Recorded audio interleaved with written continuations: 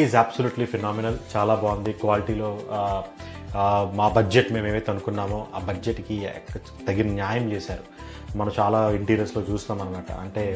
అంటే వాళ్ళు at the same time మనం ఆలోచించాల్సింది ఏంటంటే మనకి చేస్తున్న ఇంటీరియర్స్ ఎవరైతే ఉన్నారో వాళ్ళు కూడా కొంత లాభం ఉండాలనే చూసుకుంటారు. కానీ లాభం వచ్చింది, అట్ ద సేమ్ టైం క్వాలిటీలో కూడా ఎక్కడా కాంప్రమైజ్ అవ్వలేదు. అండ్ ఎస్పెషల్లీ ఆ TV unit in the front room, వచ్చిన ప్రతి గెస్ట్ చూసి ఇది ఎక్కడ చేశారు, ఎవరు చేశారు, ఎక్కడ చేయించారు అది చూసి నాకు very impressed with the work.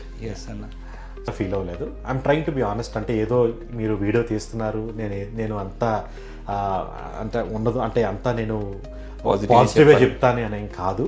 ఎందుకంటే this is my honest feedback. నేను ట్రాన్స్పరెంట్గా ఉంటున్నాను. ఏంటంటే from the day 1 hand over చేసిన తర్వాత ఎవ్రీథింగ్ ఒక ప్రాసెస్ ప్రకారం, పద్ధతి ప్రకారం జరిగింది.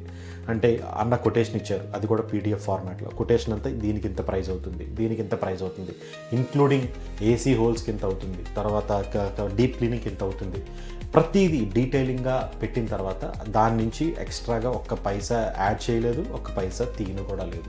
సో ఉన్నట్టు ప్రాసెస్ ప్రకారం చేసుకుంటూ వెళ్ళారు.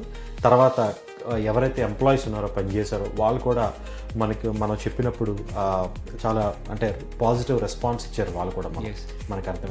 At the same time employees సరిగ్గా వర్క్ చేయలేదు అనుకోండి, మన హౌస్కి దాని ఎఫెక్ట్ పడుతుంది. వాళ్ళు కూడా చాలా డిగ్నిఫైడ్గా, హంబుల్గా మనం చెప్పిన ఏదైతే చెప్పారో దానికి ఎక్స్ట్రా వాళ్ళు ఇంకా ఎక్స్ట్రా ఎఫర్ట్స్ పెట్టి జాగ్రత్తగా చేసుకుంటూ వెళ్ళారనమాట. So from Missy Interiors we do not have any మా నుంచి వాళ్ళ నుంచి మాకు ఏ ప్రాబ్లం లేదు.